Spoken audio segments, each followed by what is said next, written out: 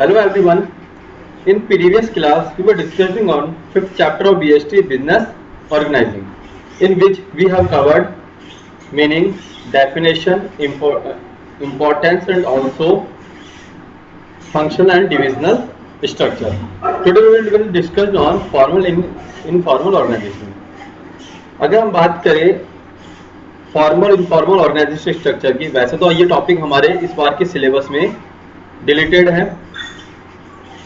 ये टॉपिक हमारे डिलीटेड इस बार के सिलेबस में। फिर मैं मेन समझा देता हूँ। फॉर्मल एक जो सिस्टम होता है, सिस्टम में हम लोग काम करेंगे, हमारा फॉर्मल ऑर्गेनाइजेशन है। अगर हम सिस्टम से हटकर कोई वर्किंग करते हैं, ठीक है, गॉसिप्स वगैरह, ये हमारा क्या हो सकता है, इनफॉर्मल ऑर्गेनाइजेशन का पार्ट हो सकता है। नेक्स्ट टॉपिक हमारा आएगा delegation.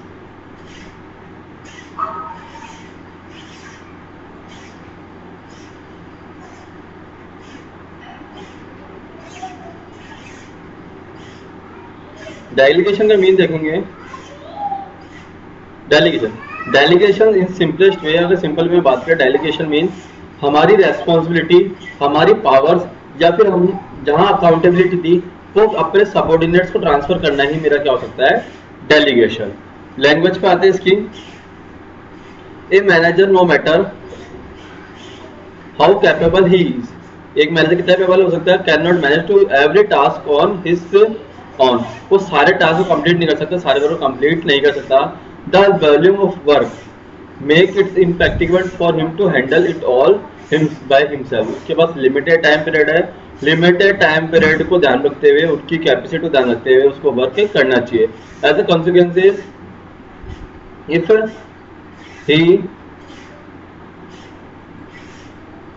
He desire to meet the organization goal, अगर वो ऑर्गेनाइजेशन गोल पर कॉन्सेंट्रेट करना चाहता है, focus on objective and ensure that all work accomplish, he must be delegate authority. अगर हमारे गोल्स को टारगेट करना है तो क्या है, हमारे को अथॉरिटी को डेलीगेट करना ही होगा, लोगों को पावर्स देनी ही होगी, जिससे वर्किंग प्रॉपर वे में हो सके। जितने भी बड़े ऑर्गेनाइजेशन है वहां पर डेलीगेशन रहता है। क्यों? क्योंकि वहां पर जो सीनियर लेवल मैनेजमेंट है या टॉप मैनेजमेंट है, उनके पॉसिबल नहीं है कि वो हर टास्क को कंप्लीट कर पाए। Delegation refer to the downward transfer, downward transfer of authority. यहाँ पर अथॉरिटी क्या होगी, ट्रांसफर होगी downward, superior to subordinate. Superiors की पावर कहाँ जाएगी, सबऑर्डिनेट में। It is a prerequisite to the efficient functioning of enterprise because it enable a manager to use his time on high priority activity. यहाँ पर manager को क्या proper time मिल जाएगा high level की जो एक्टिविटी है उसको कॉन्सेंट्रेट करने के लिए, और जो लोअर लेवल मैनेजमेंट है उसको सीखने का मौका भी मिलेगा, लर्निंग की प्रोसेस भी रहेगी। It also satisfy subordinates needs, subordinate को सेटिस्फाई करेगा for recognizing provide them with opportunity to develop and exercise initiative. उनको इनिशिएटिव का मौका मिलेगा और कोई काम करने का मौका मिलेगा, वो काम करके सीखेंगे तो उनका डेवलपमेंट भी होगा और एक इनिशिएटिव भी होगा। Delegation help a manager to extend his area of operation, उसका काम का ऑपरेशन बढ़ेगा। As without it, उसके बिना भी इस activity would be restricted to only what he himself can do. ठीक है, कुछ एक पावर उसके पास जाएगी, सारा काम उसको दे देगा, तो उसकी जो वर्किंग है वो इम्प्रूव होगी। However delegation does not mean addiction, abdication. Abdication mean हो गया यहाँ पर सैक्रिफाइस। तो यहाँ पर वो कोई सैक्रिफाइस नहीं कर रहा, वो अपने काम का क्या डिस्ट्रीब्यूशन कर रहा है, पावर का डिस्ट्रीब्यूशन करके चल रहा है। However, delegation does not mean addiction. The manager, यहाँ क्या sacrifice नहीं है, not mean sacrifice, sacrifice नहीं है। The manager shall still he be accountable, ये नहीं कि काम दे दिया तो सारा फ्री हो गया, वो फिर भी क्या है, फाइनली अकाउंटेबल होगा for the performance of assigned task. काम तो हमने दे दिया, लेकिन अगर हमारा जूनियर लेवल वर्किंग नहीं कर पा रहा तो फाइनल रेस्पॉन्सिबिलिटी अभी भी किसकी है, हमारी रहेगी। Moreover, the authority granted to subordinate can be taken back, अगर लगता है नीड है तो वापस भी ले सकते हैं, and redelegate to another person, हम वापस किसी और को दे सकते हैं। Thus, irrespective of the extent of delegated authority, the manager shall still be accountable to same extent as before delegation. जैसे पहले वो डेलीगेशन से पहले रेस्पॉन्सिबल था, अकाउंटेबल था अपने काम के लिए, वैसे लास्ट में भी अकाउंटेबल रहेगा। क्यों? क्योंकि सीनियर्स के लिए या फिर जो भी ऑनर्स है उनके लिए उन्होंने रेस्पॉन्सिबिलिटी किसको दी है, टॉप मैनेजमेंट को। और वो टॉप मैनेजमेंट किसी से भी कराए लेकिन वो रेस्पॉन्सिबल हमेशा टॉप मैनेजमेंट रहेगा, सीनियर लेवल ही रेस्पॉन्सिबल हमेशा रहेगा। आगे कुछ एक डेफिनेशन दे रखी हमारी डेलीगेशंस की, उस पर कॉन्सेंट्रेट कर लेते हैं हम लोग। सबसे पहले आती है लुईस एलन की। लुईस एलन क्या बोलते हैं? Delegation the process a manager follow in dividing the work assign to him, जो उसको काम मिला उसको डिवाइड करेगा, so that he perform that part which only he because of unique organization placement. मतलब वो उन काम पे कॉन्सेंट्रेट करेगा जो यूनिक है और उसकी इंपॉर्टेंस के लिए। अगर हम सारे काम पे कॉन्सेंट्रेट करने की कोशिश करेंगे तो जो मेजर इश्यूज है वो हमारे हैंड से स्लिप हो जाएंगे। तो यहाँ पर जो उसके यूनिक वर्क है उसको कॉन्सेंट्रेट करेगा, अदर वो किसके दे देगा? वो अपने सबऑर्डिनेट्स को दे देगा। कैन परफॉर्म इफेक्टिवली वर्क करेगा, so that it can get other to help with what remain. अगर कुछ बचता है तो उन कामों को वो हेल्प करेगा, अदरवाइज क्या होता है वो बाकी कामों उलझ के रह जाएगा। द हेमन बोलते हैं डेलीगेशन ऑफ अथॉरिटी। यहाँ पर अथॉरिटी की बात करें, mainly means the granting of authority to subordinate to operate within prescribed limit. एक लिमिट में उससे काम कराना, पावर देकर, यही मेरा क्या है? डेलीगेशन। डेलीगेशन को आगे देखेंगे। एक ये चार्ट दे रखा है, इसमें देखेंगे हम लोग no delegation lead to delay in decision making. यहाँ पर जो मैनेजमेंट है all fall must be approved by me. सारा वर्किंग उनको करना पड़ रहा है, फाइलिंग पड़ी है बहुत सारी, तो जितने भी क्लाइंट वगैरह है, जो डील करने वाले लोग हैं, उनसे वो मीटिंग नहीं कर पाएंगे, तो उनकी वर्किंग या प्रॉपर वे में नहीं हो पाएगी। दूसरा चार्ट देखिए हम लोग, तो यहाँ पर क्या है, इन्होंने you are in charge of the project, I am here of you need me. यहाँ पर प्रोजेक्ट अपने सबऑर्डिनेट को दे दिया, तो सबऑर्डिनेट को लर्निंग के प्रोसेस में मिली, उसको काम करने का मौका मिला, और यहाँ पर सीनियर ने बोला अगर कोई नीड रहेगी तो मैं आपकी हेल्प करूंगा। इस तरह से क्या है, ये टॉप जो इंपॉर्टेंट एक्टिविटी उस पर कॉन्सेंट्रेट करेगा और यहाँ पे अपने ये वर्क में कॉन्सेंट्रेट करेगा। अगर नीड पड़ेगी तो ये हेल्प भी करेगा। तो ये जो पावर्स देना है, रेस्पॉन्सिबिलिटी देना है, यही मेरा क्या है? डेलीगेशन। ठीक है, तो डेलीगेशन का मीन हमने देख लिया, डेफिनेशन देख ली। अब आता है डेलीगेशन की एलिमेंट कि डेलीगेशन में क्या क्या वर्ड्स होंगे, क्या क्या चीजें आने वाली है। ठीक है, जनरली हमारी अथॉरिटी, रेस्पॉन्सिबिलिटी और अकाउंटेबिलिटी। रेस्पॉन्सिबिलिटी का मीन हम जानते हैं, जो जिस वर्किंग के लिए उसको अपॉइंट किया है वो क्या हो सकती है? इसकी रेस्पॉन्सिबिलिटी। बट उस पावर को करने के लिए कुछ उस रेस्पॉन्सिबिलिटी को कंप्लीट करने के लिए कुछ पावर्स देंगे हम लोग। हेनरी फेयोल का अगर सेकंड प्रिंसिपल हमने देखा हो, अथॉरिटी एंड रेस्पॉन्सिबिलिटी, जहां हम वर्क देके चल रहे हैं वो रेस्पॉन्सिबिलिटी थी, बट उसको वर्क को, उस टास्क को अकम्प्लिश करने के लिए जो पावर्स दी गई थी वो क्या थी? हमारी अथॉरिटी। तो साथ में क्या बोला? अथॉरिटी रहेगी, सेकंड नंबर पे आएगा रेस्पॉन्सिबिलिटी, देन अकाउंटेबिलिटी। नहीं, रेस्पॉन्सिबल तो है, अकाउंटेबल भी है, जवाबदेही भी होगी कि साहब आपको अकाउंटेबिलिटी है, अगर कोई चीज गड़बड़ होती है तो आपको उसका आंसर भी देना पड़ेगा। तो ऐसे तीन चीज हम पढ़ने वाले इसमें।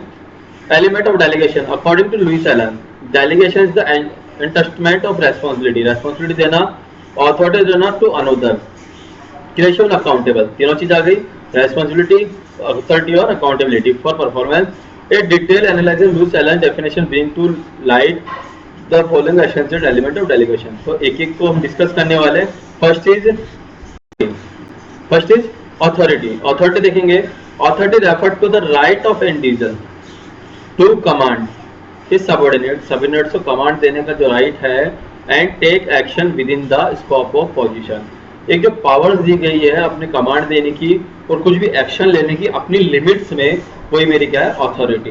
The concept of authority arise from the established scalar chain. जो स्कॉलर चैन फिर आता हमने यानी फिर 9th प्रिंसिपल जो एक सिस्टम था उससे राइज हुए, which links the various job position and level of organization. जो ऑर्गेनाइजेशन लेवल वहां से जनरेट होती है। और they also refer to the right to take decision, simply mean right to take decision inherent in a managerial position, to tell people what to do and expect from them to do.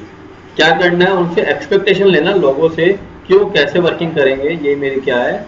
Authority. In the formal organization, generally हमने formal organization mean मैंने बता ही देता, वैसे तो हमारी इस बार topic में नहीं, लेकिन एक सिस्टम वाला जो ऑर्गेनाइजेशन है वो फॉर्मल ऑर्गेनाइजेशन है। फॉर्मल ऑर्गेनाइजेशन की बात करें, अथॉरिटी और originates by virtue of individual position. जो अथॉरिटी आएगी वो इंडिविजुअल की पोजीशन से आएगी, जिसके बाद जैसी पोस्ट होगी वैसे उसके पास पावर आएगी। And extent of authority is highest at the top management. अगर अथॉरिटी की पावर की देखी जाए तो हाईएस्ट कहाँ मिलेगी, टॉप मैनेजमेंट पर। And reduce successfully as well as down the corporate ladder. जैसे जैसे हम डाउन जाते जाएंगे, जैसे जैसे ऑर्गेनाइजेशन स्ट्रक्चर में डाउन आएंगे, वैसे वैसे उसकी साइज भी क्या होती जाएगी, डाउन होती जाएगी। The authority flow from top to bottom. जैसे जैसे हम ऑर्गेनाइजेशन स्ट्रक्चर में डाउन बढ़ेंगे, डाउन जाएंगे, वैसे वैसे हमारी जो पावर्स है वो कम होती जाएगी।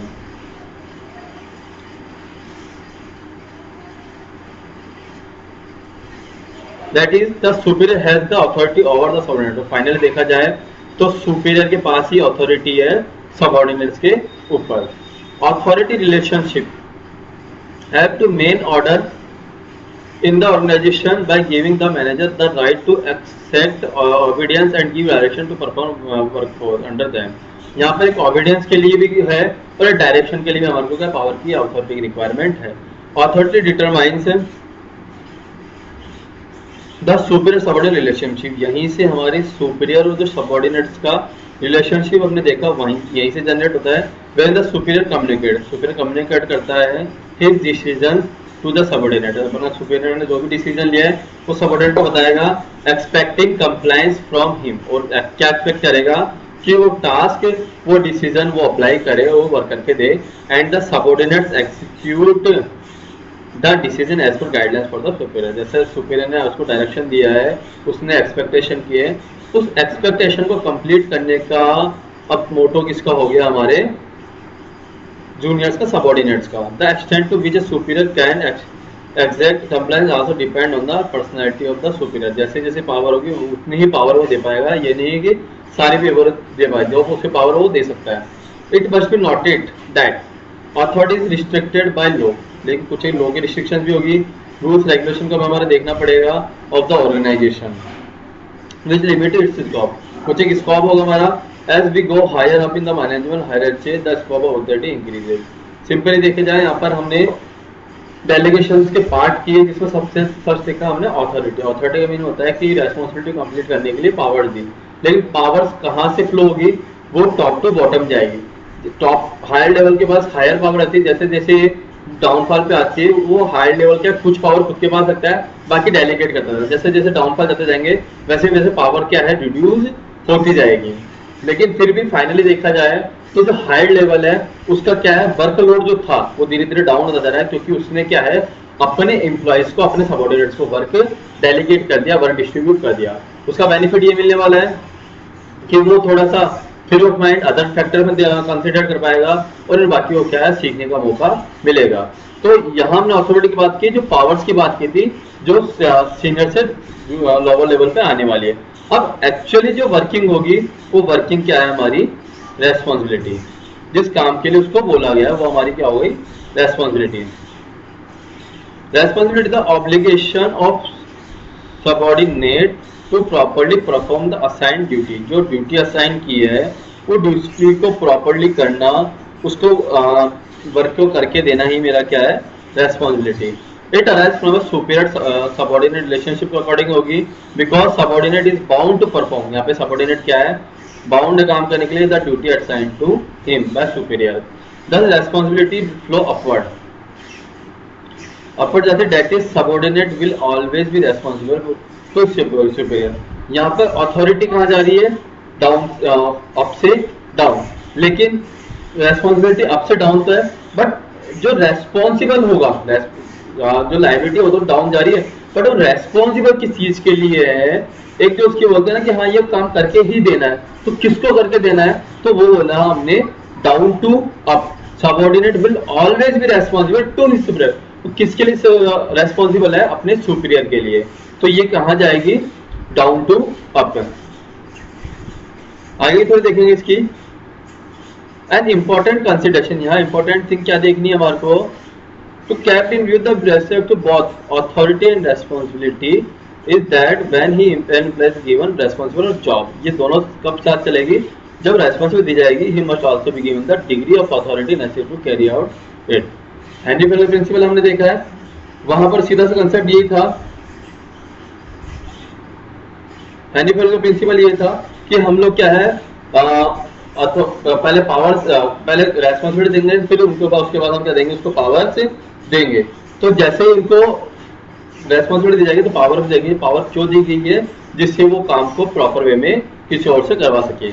Thus for effective delegation the authority granted must be commensurate with the assigned responsibility। इसमें इक्वलिटी होनी चाहिए, एक बोलते हैं ना कि इक्वल होना चाहिए। If authority grant is more, अगर अथॉरिटी ज्यादा दे दी हमने responsibility, lead to misuse of असे, तो मिसयूज होगा हमारी पावर्स का, और रेस्पॉन्सिबिलिटी ज्यादा है तो क्या है, एक इनइफेक्टिवनेस आएगी। तो यहाँ पर रेस्पॉन्सिबिलिटी और अथॉरिटी को क्या है, साथ लेके चलना पड़ेगा।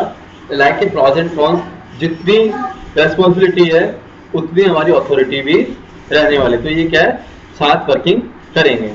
नेक्स्ट पॉइंट पे हम लोग डिस्कस करें तो आती है हमारी अकाउंटेबिलिटी। हमने बोला रेस्पॉन्सिबल तो है बट वो अकाउंटेबल भी होगा। अकाउंटेबल इन द सेंस कि वो हर काम के लिए उसको बाउंड किया जाता है, बेहतर करना ही है। देखेंगे delegation of authority undoubtedly empowered an employ, यहाँ पे एम्पावर देते हैं हम एम्प्लॉयज को to act for his superior, but the superior should still be accountable for the outcome. लेकिन हम क्या है, यहाँ पर अकाउंटेबल भी करना जरूरी है कि हाँ, आपको रेस्पॉन्सिबल तो है, साथ में अकाउंटेबिलिटी है, आपको आंसर देना पड़ेगा कि आपने ये वर्किंग क्यों नहीं की, उसका रीजन बताना पड़ेगा, लाइक शोकोस। तो वो ही हमारी क्या है, accountability. Accountability implies being answerable, work सीधा सा इसका एक ही वर्ड हो सकता है, आंसरेबल फॉर फाइनल आउटकम। वो फाइनल आउटकम जो होगा उसके लिए वो क्या है, आंसरेबल है। Once authority has been delegated and responsible accepted, एक बार जैसे अथॉरिटी दे दी जाएगी और रेस्पॉन्सिबिलिटी डेलीगेट हो जाएगी, one can not deny accountability, एक बार जैसे पावर्स वगैरह मिलेंगे तो अकाउंटेबिलिटी की मना नहीं कर सकता। It can not be delegated and flow upward, ठीक है, ये अपवर्ड नहीं होगी, that is subordinate will be accountable, वही lower to up accountable to सब superior for satisfactory performance of work. ये वही जैसे रेस्पॉन्सिबिलिटी थी, रेस्पॉन्सिबल किसके लिए, अपर लेवल के लिए, तो यहाँ पर सबऑर्डिनेट क्या, अकाउंटेबल किसके लिए, सुपीरियर लेवल के लिए। It indicate that the manager has to ensure the proper discharge of duty by his subordinates. It is generally enforced through regular feedback on the extent of work accountability. अगर हमें accountability चाहिए तो continue feedback भी लेना पड़ेगा, अगर कोई problem दिख रही है तो उनसे बार बार और फीडबैक लेना पड़ेगा, कोई प्रॉब्लम आई तो डिस्कस करना पड़ेगा। The subordinate will be expected to explain the consequences of action और ओमिशन। अगर कोई मिस्टेक होती है तो यहाँ पर सबऑर्डिनेट की रेस्पॉन्सिबिलिटी है और टाइम टू टाइम अपने सीनियर्स को बताकर चले। अगर वो सीनियर्स को बता के चलेगा तो उसकी कहीं ना कहीं हेल्प मिलेगी। इस तरह से क्या हो, अकाउंटेबिलिटी रखेंगे हम लोग।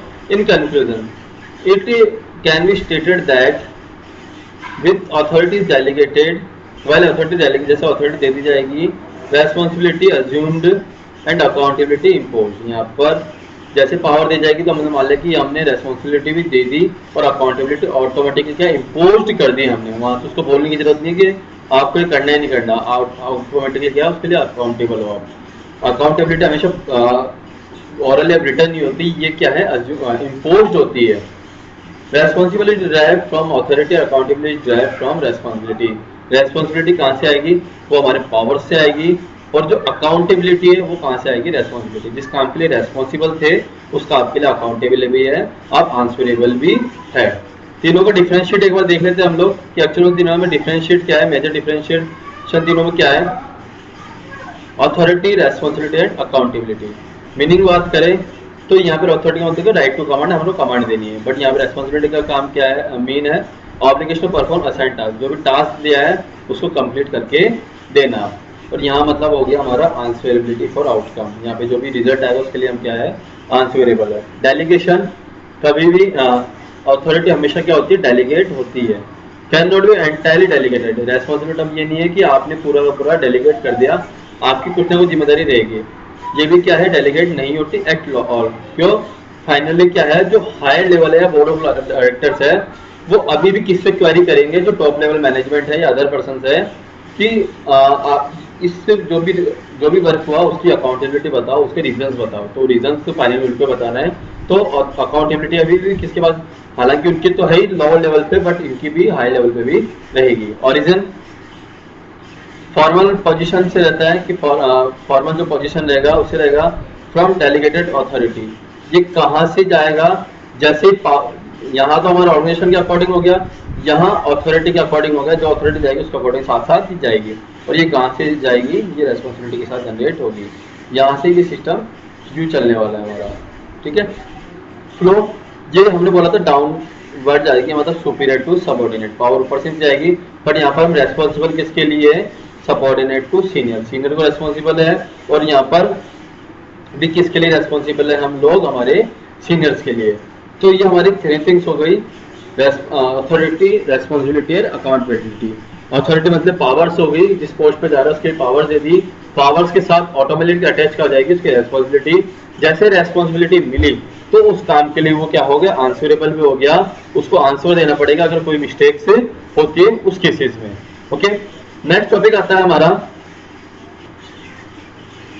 वो इंपॉर्टेंस ऑफ डेलीगेशन। मतलब ठीक है, इंपॉर्टेंस मीन मान लो नीड के ऊपर ही, delegation ensure the subordinates perform task on behalf of the manager, thereby reducing this workload, हमारे तो वर्कलोड कम करने के लिए, और him will with more time to concentrate on important decision. और जिससे क्या है, जो इंपॉर्टेंट डिसीजंस है, इंपॉर्टेंट थिंग्स है, इंपॉर्टेंट मैटर है, उन पर कॉन्सेंट्रेट करने के लिए भी हम लोग क्या है, ये डेलीगेशन करके चलते हैं। अब effective delegation lead to following benefit, क्या क्या बेनिफिट मिले वाला है, हम क्यों कर रहे हैं। फर्स्ट इज इफेक्टिव मैनेजमेंट, जिससे हमारा मैनेजमेंट प्रॉपर हो, हाई लेवल को प्रॉपर टाइम मिल गया तो अदर फैक्टर पे कॉन्सेंट्रेट कर पाएगा। बाय एम्पावरिंग द एम्प्लॉयज, इनको एम्पावरमेंट दी थी हमने, the manager are able to function more efficiently as they get more time to concentrate on important matter. Other work दे दिया तो इंपॉर्टेंट मैटर पे कॉन्सेंट्रेट कर पाएगा। Freedom from doing routine work, routine work से फ्री हो गया। Provide them with opportunity to excel in new area, तो वो न्यू एरिया में कॉन्सेंट्रेट कर पाएगा। कुल मिला के लो लेवल काम सीखने को मिला, वर्क कंप्लीट हो रहा है उनको सीख, और हाई लेवल को क्या है, एक प्रॉपर टाइम मिल गया न्यू एरियाज में और अपॉर्चुनिटी एरियाज में वर्क करने का। एम्प्लॉय डेवलपमेंट, अगर हम एम्प्लॉयज को मौका दे रहे, चांसेस दे रहे वर्किंग का, तो उनका क्या डेवलपमेंट होगा। As result of delegation employees get more opportunity to utilize their talent, वो अपने टैलेंट का यूज कर पाते हैं। दिस में give rise to talent ability to नया, और नया नया काम सीखेंगे तो एक टैलेंट आएगा उनमें। It allows them to develop those skills which will enable them to perform complex tasks and assume their responsibility। यहाँ पर वो जो काम नहीं कर पा रहे थे उस काम के लिए भी उनको सीखने का मौका मिल गया, उनके पास उस काम की रेस्पॉन्सिबिलिटी आ गई, which will improve their career prospect। और उनका क्या है, फाइनली जो कैरियर है उसको बिल्ड करने का उनका एक चांसेस मिलने वाला है। It make them better leaders and decision maker, यहाँ पर अच्छे डिसीजन मेकर भी बनेंगे और साथ में एक अच्छे लीडर भी बन पाएंगे। Thus delegation help by preparing better future manager, अच्छे फ्यूचर मैनेजर बन पाएंगे। Delegation empower the employees by providing them with the chance to use their skill, gain experience and develop themselves for higher position. तो क्या है, development के full chances है कि आपको पावर दी जा रही है, वर्क सीखने का मौका मिल रहा है, तो आप इन फ्यूचर बहुत सारे काम कर सकते हो और आपके जो टैलेंट है उसको शो ऑफ कर सकते हो, तो उनको ओवरऑल ग्रोथ है। अगर इतना सब कुछ हमने उनके लिए किया है तो ऑटोमेटिकली उनको क्या मोटिवेशन भी मिलेगा। Delegation help in developing the talent of employ, उनका टैलेंट इंप्रूव हो रहा है। It also help psychological benefit है, मैंने superior entrust a subordinate with task दिया जाता है, ट्रस्ट करता है। It is not merely sharing of work, यहाँ पर ओनली वर्क की शेयर नहीं हो रहा, बट उनका अपना ट्रस्ट भी जनरेट हो रहा है सुपीरियर पार्ट पे, एंड कमिटमेंट, वो कमिटमेंट के साथ वर्किंग करेंगे on the part of subordinate. Subordinate क्या है कि रेस्पॉन्सिबिलिटी के साथ काम करेंगे, responsibility for work, build them self esteem आएगी उनमें employ and improve the confidence, confidence बढ़ेगा, फील एंकरेज, अपने आप को एंकरेज महसूस करेंगे, type to improve this further वो वर्किंग करेंगे। तो उनको अगर चांसेस मिल रहे हैं, पावर्स मिल रहे हैं, तो वो क्या है उसके लिए वो वर्किंग भी करेंगे और अपने आप को शो ऑफ करेंगे। इससे क्या है उनको ओवरऑल मोटिवेशन मिलेगा, ग्रोथ मिलेगा, फैसिलिटी ऑफ ग्रोथ के चांसेस है, क्योंकि सब वर्क हो गया, सीनियर लेवल इंपॉर्टेंट थिंग्स से डील कर रहे हैं और बाकी लोग क्या है अपने वर्क में डील कर रहे हैं, तो यहाँ पर क्या है हमारा ग्रोथ, दो चांसेस मिलेंगे। Delegation help in the expansion of organization by providing ready work force to take up leading position in new venture. अगर हम कुछ नया काम करते हैं तो हमारे पास अच्छे खासे लीडर भी तैयार है, ट्रेन एंड एक्सपीरियंस्ड एम्प्लॉय हमारे को रेडी कर चुके हैं हम लोग, where to play significant roles in launch of new project by replicating the work loss they have absorb from existing new setup. वहां पर हमने क्या नंबर्स ऑफ मैनेजर्स रेडी कर दिए, तो अब अगर न्यू एरिया में भी जाते हैं तो हम वहां पर उनको मूव कर सकते हैं, और जो प्रीवियस ऑर्गेनाइजेशन वो भी चलता रहेगा। तो इससे क्या है, हमारे को ग्रोथ के एक्सपेंशन के प्रॉपर चांसेस रहेंगे, क्योंकि हमारे पास क्या है अब रेडीमेड मैनेजमेंट है। बेसिकली जो मैनेजर रिसर्च है, अगर हम मैनेजर लेवल की बात करें तो उसका बेस हो सकता है delegation of authority establish super subordinate relationship maintain करता है, which are the basis of hierarchy of management. It is the degree of flow of authority which determine who has to be report to whom. कौन किसको report करेगा ये बताएगा। The extent of delegated authority also decided the power that the each job position enjoy in the organization. Her job को हम clarify करके चल रहे हैं, हर एक चीज को क्लेरिफाई करके चल रहे हैं, हर किसी की पावर्स बता दें, हर किसी की रेस्पॉन्सिबिलिटी बता दें, तो ऑटोमेटिकली जो मैनेजरियल मैनेजमेंट का लेवल है है उसको हेल्प या सपोर्ट मिलने वाला है। तो मैनेजमेंट हमारा बेस्ट बनेगा। बेटर कोऑर्डिनेशन, फाइनली हमारा कोऑर्डिनेशन क्या रहेगा, बेटर रहेगा, हमारी कंट्रोलिंग बेटर वे में जाएगी। कैसे The element of delegation, namely authority, responsibility, and accountability, help to define the power. यहाँ पर हम क्या है अपनी powers, duty and responsibility related to various position इन सब कुछ हम क्लियर करके चल रहे हैं। This help to avoid overlapping. Overlapping जो वर्क होता है ड्यूटीज का वो अवॉइड होगा, डुप्लीकेशन ऑफ एफर्ट्स कम होगा। It gives a clear picture of work. यहाँ पर जो वर्क है उसकी क्लियर पिक्चर हमारे सामने आएगी। अगर क्लियर पिक्चर हमारे सामने आ गई at various level, such clarity in reporting relationship हमारी क्लियर है, help in developing and maintaining effective coordination among the department level and function the management. Delegation की is element of effective management. इस तरह से हमने देख सकते हैं कि डेलीगेशन क्या है। डेलीगेशन में ना हम अपना हमारा काम देके चल रहे हैं, बाकी बोलते हैं कि पावर्स भी दे रहे हैं, रेस्पॉन्सिबिलिटी दे रहे हैं, और साथ में क्या है अकाउंटेबिलिटी दे रहे हैं, उनको सीखने का अच्छा खासा मौका भी दे रहे हैं हम लोग, ठीक है। और इसके कैरेक्टर अगर मीनिंग हम लोग इंपॉर्टेंस में देखें तो हमने क्या किया, उनका इफेक्टिव मैनेजमेंट आया, हमारा एम्प्लॉयज को डेवलपमेंट के फुल चांसेस मिले, साथ में क्या है वो उनको हमारे ग्रोथ बढ़ रही है, यहाँ पर मैनेजमेंट का हायरार्की वो अच्छा हो रहा है, मोटिवेशन मिल रहा है और कोऑर्डिनेशन भी मिल रहा है। इस तरह से हमारे को क्या है डेलीगेशन के बहुत बेनिफिट मिलने वाले हैं। डेलीगेशन में हम लोग हमारे काम के साथ साथ हमारी पावर भी देंगे, तो कहीं ना कहीं उनको मोटिवेशन मिलेगा और हमारे को ग्रोथ के 100% चांसेस मिलेंगे। आज के लिए टॉपिक फिनिश है। नेक्स्ट टॉपिक हम डिस्कस करेंगे डिसेंट्रलाइजेशन। Okay, thank you.